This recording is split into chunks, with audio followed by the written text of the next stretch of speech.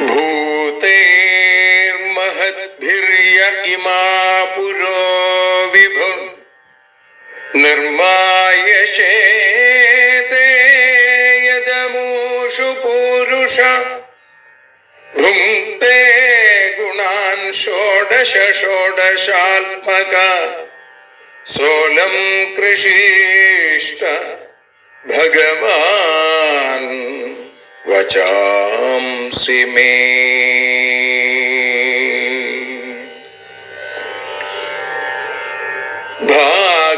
ഭാഗവതത്തെ അറിയാൻ ഈ ഭാഗവതത്തിൽ അലിയാൻ, ഭാഗവതത്തെ അറിയാൻ ശ്രീമദ് ഭാഗവതത്തിൽ അലിയാൻ, ലക്ഷ്യമതും മാത്രം ഹരിയിൽ ഭക്തിയുണർത്തും സംഗീതം ഹരിനാമലഹരി സൗഭാഗ്യം. ഭാഗവതത്തെ അറിയാൻ ഭാഗവതത്തിൽ അലിയാൻ.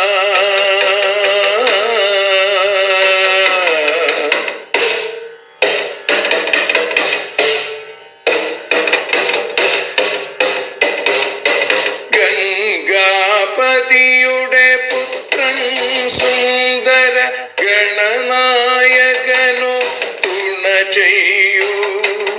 ഗംഗാപതിയുടെ പുത്രൻ സുന്ദര ഗണനായകനോ തുണ ചെയ്യൂ. വീണയിൽ സംഗീത സാഗരം തീർക്കുന്ന വാണീദേവിയും കാക്കേണേ എന്നിൽ ഭാഗവത കഥ നിറയേണേ. ഭാഗവതത്തെ അറിയാൻ ഭാഗവതത്തിൽ അലിയാൻ.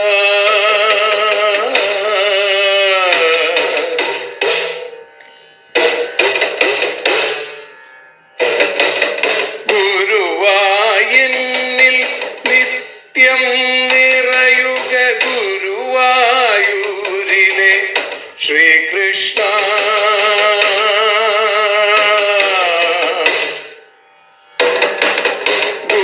ഗുരുവായൂരിൽ നിത്യം നിറയുക ഗുരുവായൂരിലെ ശ്രീകൃഷ്ണ.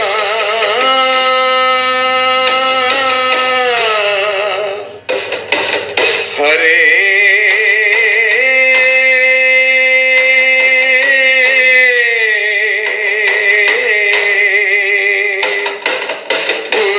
ഗുരുവായൂരിൽ നിത്യം നിറയുക ഗുരുവായൂരിലെ ശ്രീകൃഷ്ണ. കണ്ഠം തന്നിൽ ഗാനം നിറയാൻ കണ്ണാ നീ താൻ തുണയേകു. എന്നിൽ ഭാഗവത കഥ നിറയേണേ.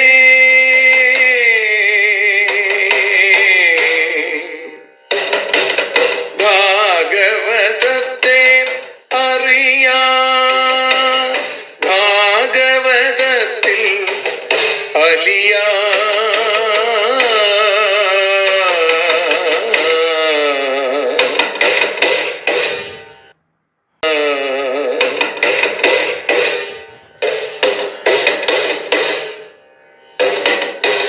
ആദ്യത്തെ ഗുരുവായൂരന്റെ അച്ഛനുപാദ നമസ്കാരം. ആദ്യത്തെ ഗുരുവായൂരനുടെ അച്ഛനുപാദ നമസ്കാരം. അമ്മിഞ്ഞപ്പാൽ മധുരം നൽകിയ അമ്മേ നീ വരമേകേണേ. എന്നിൽ ഭാഗവത കഥ നിറയേണേ.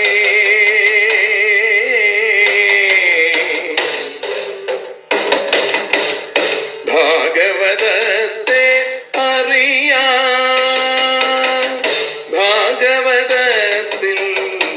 അലിയാ.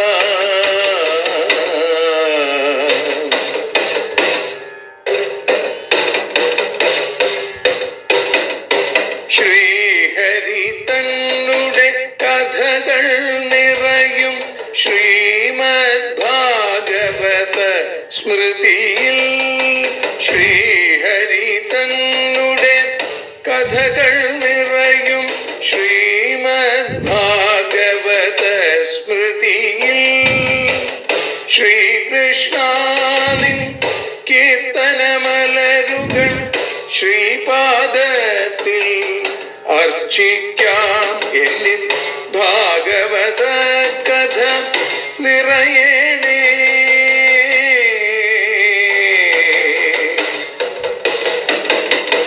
ഭാഗവതത്തെ അറിയാൻ, ഭാഗവതത്തിൽ അലിയാൻ. ലക്ഷ്യമതൊന്നു മാത്രം ഹരിയിൽ ലഹരിയുണർത്തും സംഗീതം. ഭക്തിയുണർത്തും സാഫല്യം. ഭക്തിയുണർത്തും സൗഭാഗ്യം. ഭാഗവതത്തെ അറിയാൻ,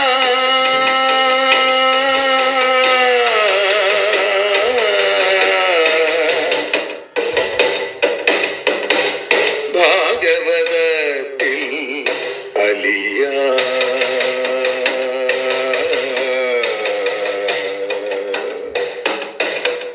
ഭാഗവതത്തിൽ അലിയാൻ.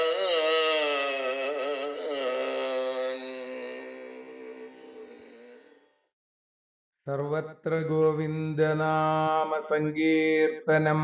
ഗോവിന്ദ ഗോവിന്ദ. പീതാംബരം കരവിരാജിത ശംഖചക്രകൗമോദഗീ സരസിജം കരുണാസമുദ്രം രാധാസഹായമതിസുന്ദരമന്ദഹാസം വാതാലയേശമനിശം ഹൃദി ഭാവയാമി. ശ്രീ ഗുരുവായൂരപ്പാ ശരണം. ശ്രീമദ് ഭാഗവതം ഭഗവാന്റെ ദിവ്യമായ സ്വരൂപം. ആ ഭാഗവതത്തെ അറിയാൻ, അലിയാൻ ഭഗവാൻ നൽകിയ അവസരമാണ് നമ്മൾ പ്രഭാഷണ രൂപത്തിൽ അനുസ്മരിച്ചുകൊണ്ടിരിക്കുന്നത്. ഇന്ന് 746 ദിവസത്തിലേക്ക് എത്തുമ്പോൾ അവിടെ ഏകാദശ സ്കന്ധം 2-ാമത്തെ അധ്യായത്തിൽ 39-ാമത്തെ ശ്ലോകം മുതലാണ് നമ്മൾ അനുസ്മരിക്കുന്നത്. കവി എന്ന യോഗീശ്വരൻ നിമി മഹാരാജാവിന്, ഋഷഭപുത്രൻ, നവയോഗികളിൽ ആദ്യത്തെ യോഗീശ്വരനായിരിക്കുന്ന കവിയുടെ വാക്കുകളാണ്, കവിവാണികളാണ് നമ്മൾ കേട്ടുകൊണ്ടിരിക്കുന്നത്. എന്താണ് ഭാഗവത ധർമ്മം എന്ന വിദേഹന്റെ ചോദ്യത്തിന് മറുപടിയായിട്ടാണ് കവി ഈ വാക്കുകളെ പകർന്നുകൊടുത്തത്. അതിനെയാണ് നാരദ മഹർഷി വസുദേവർക്ക് ഉപദേശിച്ചത്. അതിനെയാണ് പരീക്ഷത്തിന് ശ്രീ ബ്രഹ്മർഷി പറഞ്ഞുകൊടുത്തത്. ഇവിടെ പറയുകയാണ്, ശൃണ്വൻ സുഭദ്രാണി രഥാംഗപാണൈർജന്മാനി കർമാണി ചയാനി ലോകേ ഗീതാനി നാമാനി തദർത്ഥകാനി ഗായൻ വിലജ്ജോ വിചരേദസംഗാം. പറയാണ്, രഥാംഗപാണേ സുഭദ്രാണി തദർത്ഥകാനി. ചക്രപാണിയായിരിക്കുന്ന ആ ഭഗവാന്റെ സുഭദ്രാണി പുണ്യത്തെ നൽകുന്ന, തദർത്ഥകാനി കേൾക്കുന്നവർക്ക് പുരുഷാർത്ഥത്തെ ഉണ്ടാക്കാൻ വേണ്ടി മാത്രം ഭഗവാനാൽ അനുഷ്ഠിക്കപ്പെട്ട ലീല. ലോകേ യാനി ഗീതാനി നാമാനി. ലോകത്തിൽ കീർത്തിക്കപ്പെടുന്നതായ ഏതൊക്കെ നാമങ്ങള് ഉണ്ടോ, ജന്മാനി കർമാണി ജന്മകർമ്മങ്ങളെ ശൃണ്വൻ കേൾക്കുകയും ഗായൻ കീർത്തിക്കുകയും ചെയ്യുന്നവന് വിലജ്ജഹ ലജ്ജയില്ലാത്തവനായിട്ട് അസംഗഹ ഒന്നിലും ആസക്തിയില്ലാതെ സഞ്ചരിക്കാൻ സാധിക്കണം എന്നാണ്. ഭക്തി, ജ്ഞാന, വൈരാഗ്യം അല്ലെ, ഇതിലൂടെയാണ് സംസാര ദുഃഖങ്ങളിൽ നിന്ന് മോചനം നേടാനായിട്ട് സാധിക്കുക. ഇത് മൂന്നും എളുപ്പത്തിൽ ഉണ്ടാവില്ല. ഞാൻ ഭക്തൻ, ജ്ഞാനി, വൈരാഗ്യമുള്ളവൻ, ഇങ്ങനെ വിചാരിക്കാനൊക്കെ ചിലപ്പോൾ സാധിച്ചു വരും. പക്ഷേ അത് പ്രവൃത്തിപഥത്തിലേക്ക് കൊണ്ടുവരാൻ സാധിക്കില്ല. ആ പ്രവൃത്തിപഥത്തിൽ വന്നു കഴിഞ്ഞാലേ അതുകൊണ്ട് ഫലമുണ്ടാവും. വേഷം കെട്ടി നടക്കാൻ എല്ലാവർക്കും സാധിക്കും. പണ്ട് ഒരു കഥ പറയാറുണ്ട്. ഒരു ഗുരുനാഥന്റെ അടുത്ത് വന്നിട്ട് ഒരാൾ ചോദിച്ചു, എനിക്ക് എങ്ങനെയാണ് അറിവുണ്ടാകും, എളുപ്പമായിട്ടുള്ള രീതിയിൽ അറിവുണ്ടാകും? അപ്പൊ ഗുരുനാഥൻ ചോദിച്ചു, നിനക്ക് അറിവുണ്ടാവണോ അതോ അറിവുള്ളവനെ പോലെ നടിക്കണോ എന്ന് ചോദിച്ചു. അപ്പൊ പറഞ്ഞു, എനിക്ക് അറിവുണ്ടാവണമെന്നൊന്നുമില്ല, അറിവുള്ളവനെ പോലെ നടിച്ചാൽ മതി എന്ന് പറഞ്ഞു അത്രേ. അപ്പൊ ഗുരുനാഥൻ എന്ത് ചെയ്തു? ശിഷ്യന്റെ ചെവിയിൽ എന്തോ ഒന്ന് മന്ത്രിച്ചു. അധികം വൈകാതെ നിന്നെ ഈ ലോകം മുഴുവൻ വലിയ അറിവുള്ളവനാണ്, ബുദ്ധിമാനാണെന്ന് പറയും എന്ന ഒരറിവ് ആ അറിവില്ലാത്തവന് അറിവുള്ള ഗുരുനാഥൻ പറഞ്ഞു കൊടുത്തു. എന്താണ് ആ പറഞ്ഞു കൊടുത്തത്? നീ നാളെ മുതൽ എല്ലാത്തിനെയും നിഷേധിക്കുക, എല്ലാവരും ശരി എന്ന് പറയുന്നത് തെറ്റാണെന്ന് പറയും. ഇതാണത്രേ ഇപ്പോഴത്തെ ബുദ്ധിമാന്മാരുടെ പ്രധാന സ്വഭാവം. വിശ്വവിഖ്യാതനായ കവി ഷേക്സ്പിയറുടെ അല്ലെങ്കിൽ കാളിദാസന്റെ കവിതകൾ ഒന്നിനും കൊള്ളാത്തതാണ് എന്ന് പറയാം. കുറെ ആളുകൾ പറയും, ഓ കാളിദാസനെ കുറിച്ച് അറിഞ്ഞ ആളാണ്, ഒന്നും അറിയാത്ത ആളാണ്, അതുകൊണ്ടാണ് ഇങ്ങനെ. പക്ഷേ സാധാരണ രീതിയിൽ ആളുകളൊക്കെ വിചാരിക്കും ഇയാൾ വളരെ ശ്രേഷ്ഠനാണ്. അങ്ങനെയുള്ള ഏർപ്പാടുകൾ നമ്മൾ പലതും കാണാം, ഇല്ലേ? മഹാഭാരതം അത് ശരിയല്ല, നമുക്ക് തോന്നും ഇയാള് മഹാഭാരതം ശരിയല്ല എന്ന് പറയാൻ പാകത്തിന് വളർന്നിരിക്കണു, വേദവ്യാസനേക്കാൾ കേമൻ, രാമായണം ശരിയല്ല, രാമായണത്തെ കുറിച്ച് വിപരീതമായിട്ട് പറയുക, അതിനെ എതിർക്കുക. ഇതൊക്കെയാണ് അത്രേ ബുദ്ധിമാനാണെന്ന് നടിക്കാനുള്ള വഴികൾ. അപ്പൊ പറയുകയാണ്, ഈ ജ്ഞാനവൈരാഗ്യങ്ങളും ഭക്തിയും ഉണ്ടാവുക എളുപ്പമല്ല. അത് വേണ്ടതുപോലെ ഉണ്ടാകുമ്പോഴാണ് അതിന്റെ ഫലസിദ്ധി നമുക്ക് ഉണ്ടാവുക. അതിന് വളരെ മനസ്സിരുത്തി പ്രവർത്തിക്കണം. അങ്ങനെ ആ ജ്ഞാനവൈരാഗ്യങ്ങളും ഭക്തിയും ഉണ്ടാവാൻ അതിന് ഉപയുക്തമായിരിക്കുന്ന മറ്റു ഗുണങ്ങൾ നമ്മളിൽ ആദ്യം വർദ്ധിപ്പിക്കണം. അങ്ങനെയാണെങ്കിൽ എളുപ്പത്തിൽ ഉണ്ടാവും. ഒരു വെറുതെ ഒരു തൈ കൊണ്ട് നട്ടത് കൊണ്ട് അത് വളർന്നു വരില്ല. അതിന്റെ ആ കടക്കല് വളമിടുകയും വെള്ളമൊഴിക്കുകയും വേണ്ട രീതിയിൽ അതിനെ പരിചരിക്കുകയും ചെയ്താൽ അത് പെട്ടെന്ന് വളരും. ഇതേപോലെ ജ്ഞാനവൈരാഗ്യ ഭക്തി ഭാവങ്ങൾ ഉണ്ടാവണമെങ്കിൽ അതിന് ഉപയുക്തമായിരിക്കുന്ന യോജിച്ച തരത്തിലുള്ള പ്രവൃത്തികൾ ചെയ്യണം. ഭക്തന്മാരുടെ അജ്ഞാനാന്ധകാരത്തെ ഇല്ലാതെയാക്കുന്ന ജ്ഞാനപ്രകാശത്തെ ചക്രമായി തന്റെ കയ്യിൽ ധരിച്ചിരിക്കുന്ന സുദർശനധാരിയായിരിക്കുന്ന ഭഗവാൻ, ആ ഭഗവാന്റെ അവതാര കഥകൾ കേൾക്കുക. ഓരോ അത്ഭുത കർമ്മങ്ങളും അതുവഴി ഭഗവാൻ ഉണ്ടായ നാമങ്ങളും ശ്രദ്ധയോടെ കേൾക്കുകയും ഉച്ചരിക്കുകയും ചെയ്യാം. അല്ലേ? ഗോവർദ്ധന ഗിരിധാരി എന്നും വേണുഗോപാലമൂർത്തി എന്നും കാളിയമർദ്ദനൻ എന്നും ഒക്കെ വിളിച്ചു കഴിയുമ്പോൾ ആ രംഗങ്ങളൊക്കെ നമ്മുടെ മനസ്സിൽ ഓർമ്മ വരും, അല്ലെങ്കിൽ ഓർമ്മ വരണം. അങ്ങനെ ആ നാമങ്ങളെ കേൾക്കുക, ഉച്ചരിക്കുക, അങ്ങനെ ലോകത്തിൽ സഞ്ചരിക്കുക. കേൾക്കുന്നവരുടെയും കീർത്തിക്കുന്നവരുടെയും പാപങ്ങളെ ഇല്ലാതെയാക്കുന്നതാണ് ഭഗവാന്റെ നാമം. അപ്പൊ കീർത്തനാദികൾ ചെയ്യുമ്പോ ഒരിക്കലും നമ്മളിൽ ലജ്ജയുടെ ഒരു കണിക പോലും ഉണ്ടാവരുത്. എല്ലാം മറന്നു വിളിക്കുവിൻ ഭക്തരെ എന്നാണ്. എല്ലാം മറക്കണം. അങ്ങനെ ലോകത്തിൽ സുപ്രസിദ്ധമായിരിക്കുന്ന ഭഗവാന്റെ നാമങ്ങളെ എങ്ങനെ ഗായൻ വിലജ്ജോ, ലജ്ജയില്ലാതെ ഉറക്കെ പാടാറാണ്. എന്തെങ്കിലും വിഷയസുഖത്തെ ആഗ്രഹിച്ചുകൊണ്ട് ഭഗവാന്റെ നാമം ജപിക്കുകയല്ല വേണ്ടത്. മഹാന്മാര്, ശ്രേഷ്ഠന്മാരായിട്ടുള്ള ആളുകൾ പറഞ്ഞ രീതിയിൽ കഥാശ്രവണം, നാമസങ്കീർത്തനം ഒക്കെ ചെയ്ത് ആ രാഗദ്വേഷാദികളാകുന്ന മാലിന്യം മുഴുവൻ ഇല്ലാതെയായിട്ട് തീരും. നമ്മള് പുഴയിൽ നിന്ന് മണലെടുത്ത് പലവട്ടം അരിച്ചരിച്ചരിച്ചരിച്ച് അവസാനം അതിൽ നിന്ന് കിട്ടുന്നത് പോലെ നാം നിരന്തരമായി ചെയ്ത് ആ രാഗദ്വേഷാദി മാലിന്യം മുഴുവനായിട്ട് ഒഴുകിപ്പോകുന്നതാണ്. മറ്റൊരു ഉദാഹരണം പറഞ്ഞാൽ, മഞ്ഞുകട്ടകള്, ആ പർവ്വതത്തിൽ മഞ്ഞ് കട്ടകളായി കിടക്കുന്നത് സൂര്യപ്രകാശത്തിൽ അലിഞ്ഞ് നദിയായി പ്രവഹിക്കുന്നത് പോലെ അന്ധക്കരണം ക്രമേണ ക്രമേണ ക്രമേണ ശുദ്ധമായിട്ട് തീരും. ഭക്തിയുടെ ആ ആരംഭാവസ്ഥയിലാണ് അന്ധക്കരണത്തിന് ഒരു ശൈഥില്യം സംഭവിക്കുക എന്ന് പറയാറുണ്ട്. ഭക്തി ഉറയ്ക്കും തോറും ഭഗവാനിൽ ആസക്തിയും പ്രപഞ്ചത്തിൽ അനാസക്തിയും ഉണ്ടാവും, പ്രപഞ്ച വൈരാഗ്യം ഉണ്ടാവും എന്ന് ചുരുക്കം. അങ്ങനെ ആ നൈർമല്യം അന്ധക്കരണത്തിന് ഉണ്ടാവും. ഇങ്ങനെ ഭക്തി വർദ്ധിച്ചു വരുമ്പോ ഈശ്വരനിൽ പരമപ്രേമ ലക്ഷണമായിരിക്കുന്ന ശുദ്ധഭക്തി അനസ്യൂതമായി അനർഗളമായി ഒഴുകാൻ തുടങ്ങും. അങ്ങനെ വരുമ്പോ ഈ ഭക്തന്റെ അവസ്ഥ എന്ന് പറയുന്നത് സാധാരണ ഒരു ലൗകിക മനുഷ്യന്റെ ഒരു അവസ്ഥയിൽ നിന്ന് എത്രയോ വ്യത്യാസപ്പെട്ടിരിക്കുമെന്നാണ്, വളരെ വിശേഷമായിട്ടുള്ള ഒരു അവസ്ഥയിലേക്ക് എത്തുന്നത്.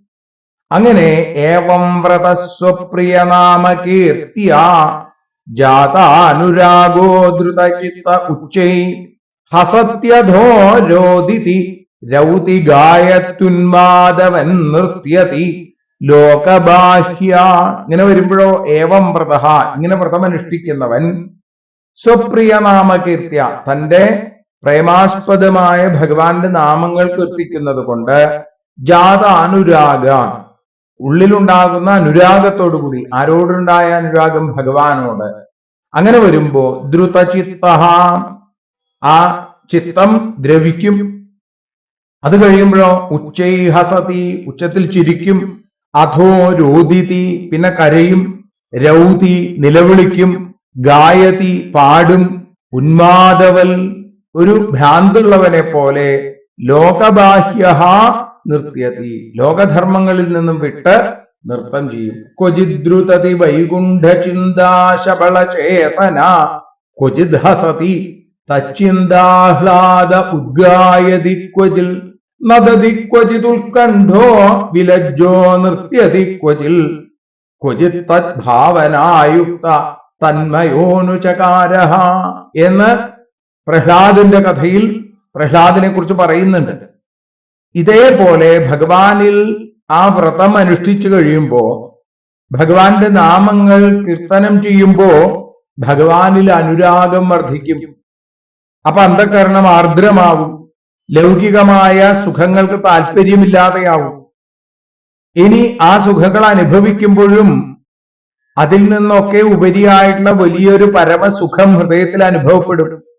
തന്നെ മറക്കും, ഉറക്കെ ചിരിക്കും, കരയും, നിലവിളിക്കും, നൃത്തം ചെയ്യും, ഭ്രാന്തുള്ളവനെ പോലെയൊക്കെ പെരുമാറിയെന്ന് വരും.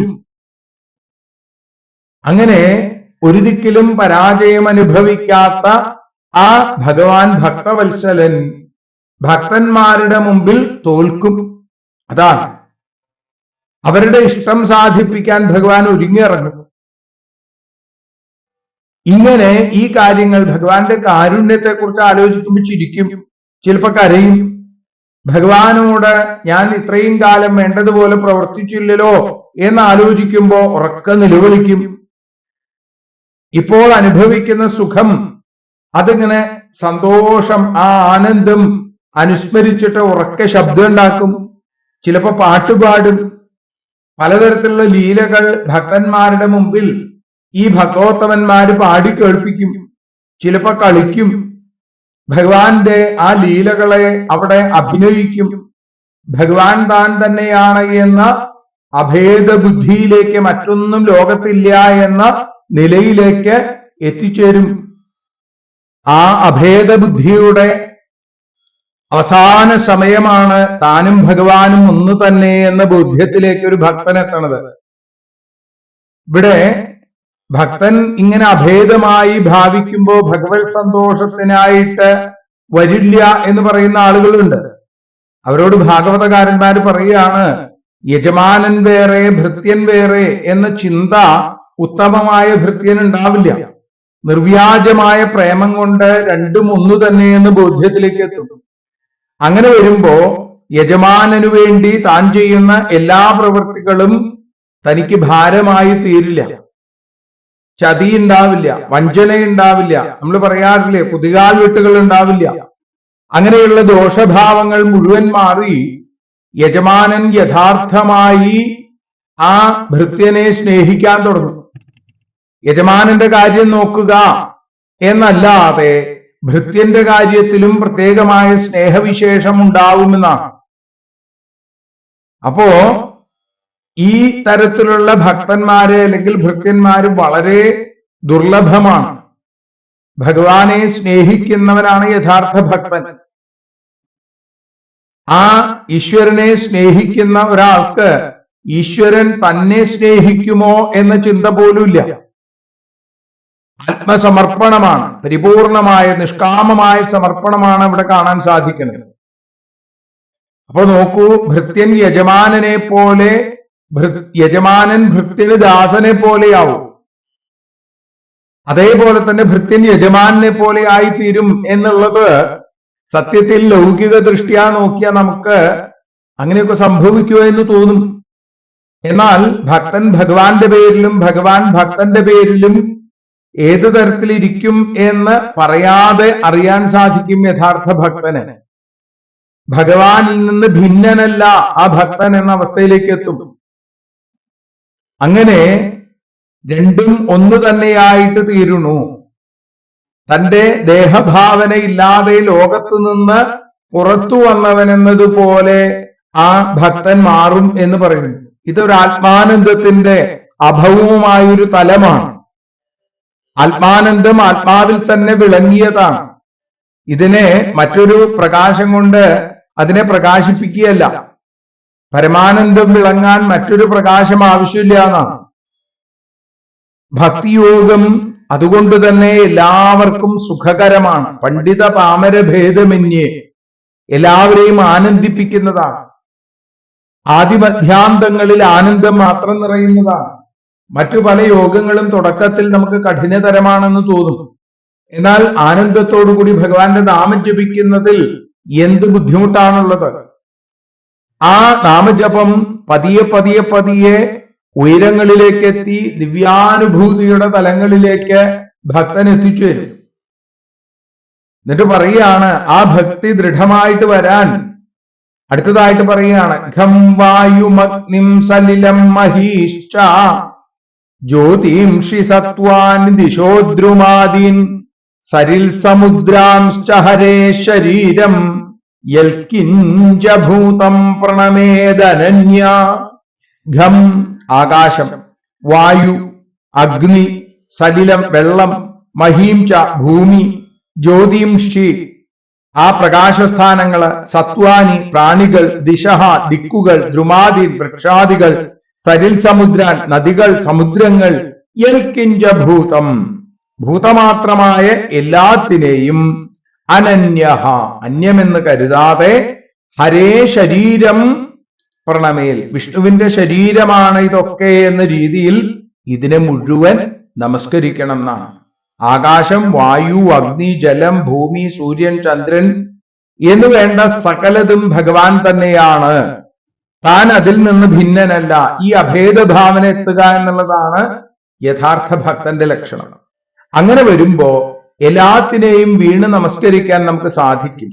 കാടിനെയും കല്ലിനെയും പ്രകൃതിയെയും ഒക്കെ പൂജിക്കാൻ നമുക്ക് സാധിക്കും. സകല ചരാചരങ്ങളിലും ഈശ്വരൻ ഏകനാണ് എന്ന ബോധ്യത്തിലേക്ക് എത്തും. അപ്പോ ജാതി മത വർണ്ണ വർഗീയ വ്യത്യാസങ്ങളില്ലാതെ എല്ലാവരിലുമായി ഈശ്വരനുണ്ട് എന്ന ബോധം ഉണ്ടാവും. എല്ലാത്തിലും ഈശ്വരനെ കാണാൻ സാധിക്കും. എല്ലാത്തിനെയും ഒരു തരത്തിൽ പോലും ലജ്ജയില്ലാതെ വീണ് നമസ്കരിക്കാൻ ഭക്തന് സാധിക്കുന്നതാണ്. ഭക്തി പരേശാനുഭവോ വിരക്തിരന്യത്ര ചൈഷ തൃക ഏകകാല പ്രപദ്യമാനസ്യ യഥാശ്നതസ്യുസ്തുഷ്ടി പുഷ്ടി ശ്രുതപായോനുഘാസം. പ്രപദ്യമാനസ്യ ഭഗവാനെ ശരണം പ്രാപിച്ചവന് ഭക്തി ആ പരമസ്നേഹവും പരേശാനുഭവ ഈശ്വര തത്വജ്ഞാനവും അന്യത്ര വിരക്തി മറ്റു വിഷയങ്ങളിൽ വിരക്തിയും ഏഷാത്രിക ഈ മൂന്നും അശ്നത ഭക്ഷിക്കുന്നവന് അനുഘാസം പുഷ്ടി ആ ഓരോ ഉരുളയിലും ഉദരപൂർത്തിയും തുഷ്ടിയും ആ സന്തോഷവും ക്ഷുതപായ ക്ഷുത്തിന്റെ ശാന്തിയും എന്നതുപോലെ ഏകകാല ഒരേ സമയത്ത് ഉണ്ടാവുന്നതാണ്. ഇങ്ങനെ ഭഗവാനെ ഭജിക്കുന്ന ആളുകളുടെ ഫലം പരമപദ പ്രാപ്തിയാണ്. നോക്കൂ, ബഹുജന്മങ്ങൾ കൊണ്ട് സിദ്ധന്മാർക്ക് ലഭിക്കാത്തത് ആ പരമപദ പ്രാപ്തി നാമസങ്കീർത്തനം കൊണ്ട് ഒരു ജന്മം കൊണ്ട് കിട്ടുമെന്നാണെങ്കിൽ കിട്ടും, യാതൊരു സംശയമില്ല എന്നാണ്. ബാഹ്യസുഖത്തെ ആഗ്രഹിച്ചുകൊണ്ട് ഈശ്വരനെ ഭജിക്കുന്നത് ഏതുപോലെയാണ്? ക്രയവിക്രയം നടക്കുന്ന കച്ചവടം പോലെ മാത്രമാണ്. ഭഗവാൻ എന്തെങ്കിലും നമ്മൾ കൊടുക്കണു, അതിന് പകരമായി ഭഗവാനിൽ നിന്ന് സ്വീകരിക്കുന്നു. പ്രഹ്ലാദൻ പറയുന്നുണ്ട്, എന്നോട് ഭഗവാനെ അവിടുന്ന് വരം വാങ്ങാൻ എന്നെ നിർബന്ധിക്കരുത്. നമ്മൾ തമ്മിലുള്ള ബന്ധം ഒരു കച്ചവടക്കാരനുമായിട്ടുള്ള ബന്ധമായി തീരരുത് എന്നാണ്. അത് ശുദ്ധഭക്തിയല്ല. പ്രഹ്ലാദൻ പറയുന്നുണ്ട്, നിർവ്യാജമായി ഭഗവാനെ ഭജിക്കുക, നാമസങ്കീർത്തനം ചെയ്യുക, എല്ലാത്തിനെയും ഭഗവത് സ്വരൂപമായിട്ട് കാണുക. ഇങ്ങനെ വന്നാൽ ഭഗവാന്റെ ഗുണം, ശക്തി, സ്വരൂപം, ഈ യഥാർത്ഥ ജ്ഞാനം, ധനപുത്ര കളത്ര ഗൃഹാദികളിലുള്ള വിരക്തി, അതേപോലെ തന്നെ ആ യഥാർത്ഥമായ ഭക്തി, ഇത് മൂന്നും ഒരേ സമയം ഒരേപോലെ ഒരാൾക്ക് ലഭിക്കുന്നതാണ്. ഒരാള് ഭക്ഷണം കഴിക്കുകയാണ്, ഉരുള ഉരുട്ടി വായിലേക്ക് വെക്കണു, അത് വയറിലേക്ക് എത്തുന്നു. അങ്ങനെ വരുമ്പോ മനസ്സന്തോഷം, ഉദരപൂർത്തി, വിശപ്പിന്റെ ശാന്തി, ഇത് മൂന്നും ഒരേ സമയത്ത് ഉണ്ടാവുന്നത് പോലെ ഭക്തി, ജ്ഞാന, വൈരാഗ്യങ്ങൾ ഒരാൾക്ക് ഉണ്ടാവുന്നു. ഒരിക്കൽ വയറ് നിറയെ കഴിച്ചാൽ അപ്പോഴത്തെ സന്തോഷം, ഉദരപൂർത്തി, അതേപോലെ ആ വിശപ്പിനുള്ള ശാന്തി ഇത് ഉണ്ടാവുന്നു. പിന്നെയും വിശപ്പുണ്ടാവും, ഇല്ലേ? അപ്പൊ എന്ത് വേണം? വീണ്ടും ഭക്ഷണം കഴിക്കണം. കാലത്ത് കഴിക്കണം, ഉച്ചയ്ക്ക് കഴിക്കണം, രാത്രി കഴിക്കണം, പറ്റുമെങ്കിൽ അതിനിടയിലൊക്കെ കഴിക്കണം. ഇതേപോലെ ഈ ഭക്ഷണം നമുക്ക് രക്ഷണം ചെയ്തുകൊണ്ടിരിക്കുന്ന ഭഗവാന്റെ നാമങ്ങളിൽ ഉണ്ടാവുക എന്നുള്ളതാണ്. നാമസങ്കീർത്തനാദികൾ കൊണ്ടുണ്ടാകുന്ന ഭക്തി വന്നു കഴിഞ്ഞാൽ, ഒരിക്കലുണ്ടായാൽ ആ ജന്മാദി ദുഃഖത്തെ മുഴുവൻ ഇല്ലാതെയാക്കും. ആ ദുഃഖം രണ്ടാമതുണ്ടാവില്ല എന്നാണ്. ദുഃഖത്തെ ഉണ്ടാക്കുന്ന അവിദ്യ എന്ന ആ മൂലത്തെ, ആ വിത്തിനെ അടക്കം അത് നശിപ്പിക്കും. അതുകൊണ്ട് നാമസങ്കീർത്തനങ്ങൾ കൊണ്ട് ലഭിക്കുന്ന ഫലം നിത്യമായ ആനന്ദമാണ്, സ്ഥിരമാണ്. അലൗകിക ഭക്തിയുടെ വൈഭവം, അതിന് ലൗകികമായ ഉദാഹരണം പറയുമ്പോ പൂർണ്ണമായി അതിന്റെ അർത്ഥത്തിലേക്ക് എത്തിയെന്ന് വരില്ല. നമുക്ക് മനസ്സിലാക്കാൻ വേണ്ടിയിട്ട് മാത്രം പറയുകയാണത്. ഭക്ഷണം കഴിക്കുന്നത് പോലെയാണ് രക്ഷണം ചെയ്യുന്ന ഭഗവാന്റെ നാമങ്ങൾ എന്ന് നമുക്ക് മനസ്സിലാവാൻ വേണ്ടി പറഞ്ഞു. യഥാർത്ഥത്തിൽ അത് തമ്മിൽ അജഗജാന്തരുണ്ട്, അറിയാൻ വേണ്ടി. ഇത്യച്യുതാംഘ്രിം ഭജതോനുവൃത്യ ഭക്തിർ വിരക്തിർ ഭഗവൽ പ്രബോധ ഭവന്തി വൈ ഭാഗവതസ്യ രാജം തതഃ പരാം ശാന്തിമുപൈതി സാക്ഷാൽ. ഇങ്ങനെ അനുവൃത്യ, ക്രമമായി, അച്യുതാംഘ്രിം ഭജതഃ, അച്യുതന്റെ പാദാരവിന്ദങ്ങളെ ഭജിക്കുന്ന ഭഗവൽ ഭക്തന് ഭക്തി, വിരക്തി, ഭഗവൽ പ്രബോധ, ഭക്തിയും വൈരാഗ്യവും ഈശ്വര തത്വജ്ഞാനവും ഭവന്തി വൈ, തീർച്ചയായും ലഭിക്കും. അങ്ങനെയെങ്കിൽ തഥാ സാക്ഷാത് പരാം ശാന്തിം ഉപൈതി, പിന്നെ ആ പരമശാന്തി എന്ന മോക്ഷത്തിലേക്കും എത്തിച്ചേരും. ഈ ഭക്തിമാർഗത്തെ അങ്ങ് ശ്രദ്ധിച്ചോളൂ എന്നാ. മുൻ പറഞ്ഞ പോലെ ക്രമേണ ഭഗവത് പാദകമലങ്ങളെ ആശ്രയിച്ചാൽ ഭക്തി, വിരക്തി, ജ്ഞാനം, പരമമായ ശാന്തി, ഭക്ഷണം കഴിക്കും തോറും വിശപ്പ് തുടങ്ങിയ ദുഃഖങ്ങൾ മാറി സന്തോഷമുണ്ടാകുന്നത് പോലെ ആ ഭഗവാനെ ഭജിച്ചാൽ, വീണ്ടും അത് ഉദാഹരിക്കുന്നത് അറിയാൻ വേണ്ടിയിട്ടാണ്, ജനന മരണ ദുഃഖങ്ങൾ തീർന്ന് പരമമായ ശാന്തിയിലേക്ക് മനുഷ്യൻ എത്തിച്ചേരും. ഭക്തിമാർഗം ശ്രേഷ്ഠം ശ്രേഷ്ഠം ശ്രേഷ്ഠം. വിരക്തനും വിരക്തി വരാത്തവനും, ജ്ഞാനിക്കും അജ്ഞാനിക്കും, മൂർഖനും പണ്ഡിതനും പാമരനും ഒക്കെ തന്നെ സ്വീകരിക്കാൻ ഏറ്റവും അനായാസേന അതിന്റെ ഫലപ്രാപ്തിയിലെത്താൻ സാധിക്കുന്നതാണ് ഭക്തി. എന്നാൽ ഭക്തിയുടെ തുടക്കത്തിലെ ഫലപ്രാപ്തിയെക്കുറിച്ച് ചിന്തയുണ്ടാവണുള്ളൂ. അവസാനം എല്ലാം ഭഗവാന്റെ സങ്കല്പമാണെന്ന് തിരിച്ചറിവിലേക്ക് എത്തുന്നു. ഈ ഭക്തിയോഗത്തെ ദൃഢമായി ഹൃദയത്തിൽ ചേർത്തു വയ്ക്കുക എന്ന് ഉറപ്പിച്ച് പറയുന്നിടത്താണ് നമ്മൾ ഇന്ന് ഈ വാക്കുകൾ ഉപസംഹരിക്കുന്നത്. കവിയുടെ വാക്കുകൾ 2 ദിവസങ്ങളിലായിട്ടാണ് നമ്മൾ കേട്ടത്. 33 മുതൽ 43 കൂടിയുള്ള 11 ശ്ലോകങ്ങളിലൂടെ. ഇനി ഭഗവത് ഭക്തന്റെ ലക്ഷണം എന്താണ് എന്ന രാജാവിന്റെ ചോദ്യം, ആ ചോദ്യത്തിന് ഹരി എന്ന യോഗീശ്വരൻ നൽകുന്ന മറുപടി, അതാണ് ഈ അധ്യായത്തിൽ നമുക്ക് ഇനി കേൾക്കാനുള്ളത്.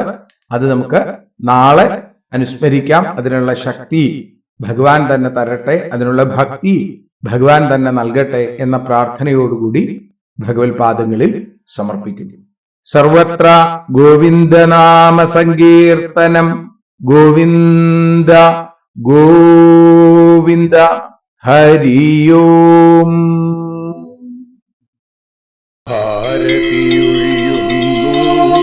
ഞങ്ങൾ ആരതിയുണ്ടാവാൻ ഹരിപാദേ രതിയുണ്ടാകാൻ ആരതിയൊഴിയുന്നു.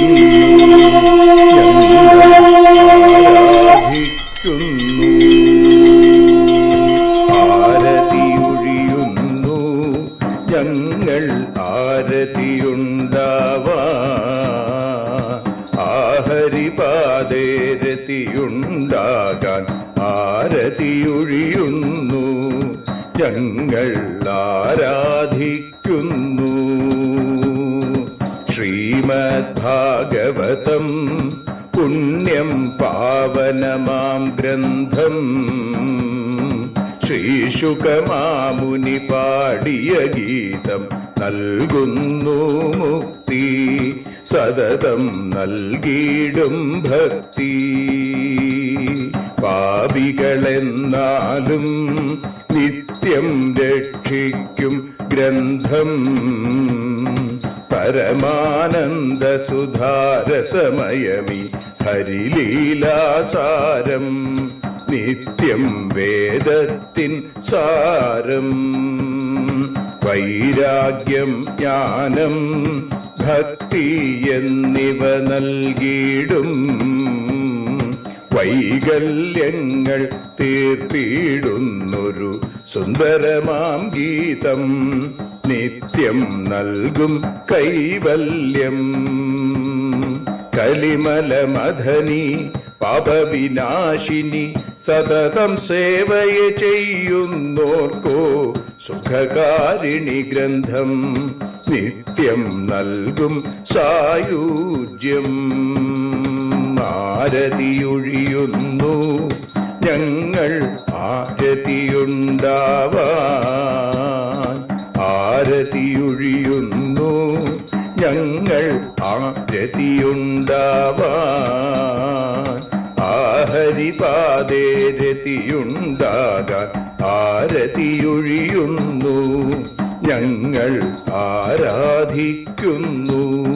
ഞങ്ങൾ ആരതിയൊഴിയുന്നു. കണ്ണ ആരാധിക്കുന്നു. രാധാരമണ മുകുന്ദ മുരാരേ ശരണം മേ തവ ചരണയുഗം. പവനപുരേശ രാധാ കൃഷ്ണ ശരണം മേ തവ ചരണയുഗം. മീനായി മണ്ണിൽ പിറന്നൊരു ദേവ ശരണം മേ തവ ചരണയുഗം. കച്ഛപരൂപമെടുത്തൊരു ദേവ ശരണം മേ തവ ചരണയുഗം. സൂകരഭാവമണിഞ്ഞൊരു ദേവ ശരണം മേ തവ ചരണയുഗം. നരഹരി രൂപമെടുത്തൊരു നാഥ ശരണം മേ തവ ചരണയുഗം.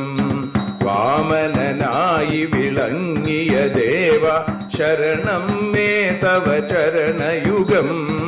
ഭാർഗവരാമനതായൊരു ദേവ ശരണം മേ തവ ചരണയുഗം. ദശരഥനന്ദനായൊരു ദേവ ശരണം മേ തവ ചരണയുഗം. ബലമേറുന്നൊരു രാമനാഥ ശരണം മേ തവ ചരണയുഗം. ദേവകി നന്ദന വസുദേവാത്മജ ശരണം മേ തവ ചരണയുഗം. യശോദ തനയാ സുന്ദര രൂപ ശരണം മേ തവ ചരണയുഗം. ദ്വാരകവാസാരുക്മിണികാന്ത ശരണം മേ തവ ചരണയുഗം. കലികാലത്തിൽ കൽക്കിയും നീയേ ശരണം മേ തവ ചരണയുഗം. രാധാരമണ മുകുന്ദ മുരാരേ ശരണം മേ തവ ചരണയുഗം. പവനപുരേശ രാധാ കൃഷ്ണ ശരണം മേ തവ ചരണയുഗം. ചോറ്റാനിക്കര വാഴും ദേവി ശരണം മേ തവ ചരണയുഗം. സാംബ സദാശിവ ശംഭോ ശങ്കര ശരണം മേ തവ ചരണയുഗം. ഹരിഹരപുത്ര ആശ്രിതമിത്ര ശരണം മേ തവ ചരണയുഗം. സദ്ഗുരുനാഥ ഗുണപരിപൂർണ ശരണം മേ തവ ചരണയുഗം. മൂഷിക വാഹന മോദകഹസ്ത ശരണം മേ തവ ചരണയുഗം. ഭക്തജനപ്രിയ ഭാഗവത പ്രിയ ശരണം മേ തവ ചരണയുഗം. രാധാരമണ മുകുന്ദ മുരാരേ ശരണം മേ തവ ചരണയുഗം. ഗുരുപവനപുരേശ രാധാകൃഷ്ണ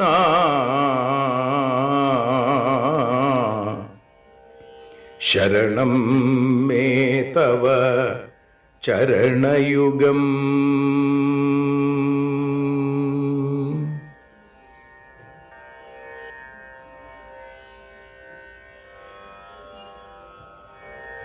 യദക്ഷരപദഭ്രഷ്ടം മാത്രാഹീനം തു യദ്ഭവേൽ തത്സർവം ക്ഷമ്യതാം ദേവ നാരായണ നമോസ്തുതേ. വിസർഗബിന്ദുമാത്രാണി പദപാദാക്ഷരാണി ച ന്യൂനാനി ചാതിരിക്താനി ക്ഷമസ്വ പുരുഷോത്തമ. മന്ത്രഹീനം ക്രിയാഹീനം ഭക്തിഹീനം ജനാർദ്ദന യൽപൂജിതം മയാ ദേവ പരിപൂർണം തദസ്തു തേ.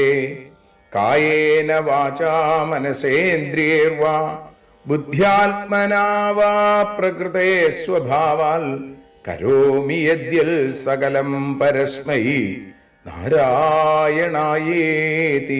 സമർപ്പയാമി. സ്വസ്തി പ്രജാഭ്യ പരിപാലയന്താം ന്യായേന മാർഗേണ മഹീം മഹീഷ. ഗോബ്രാഹ്മണേഭ്യഃ ശുഭമസ്തു നിത്യം. ലോകാഃ സമസ്താഃ സുഖിനോ ഭവന്തു. ലോകാഃ സമസ്താഃ സുജനാ ഭവന്തു. ലോകാഃ സമസ്താഃ ത്വൽഭക്തിരതാ ഭവന്തു. സർവേ ഭവന്തു സുഖിനഃ സർവേ സന്തു നിരാമയാം. സർവേ ഭദ്രാണി പശ്യന്തു മാ കശ്ചിൽ ദുഃഖഭാഗ് ഭവേൽ.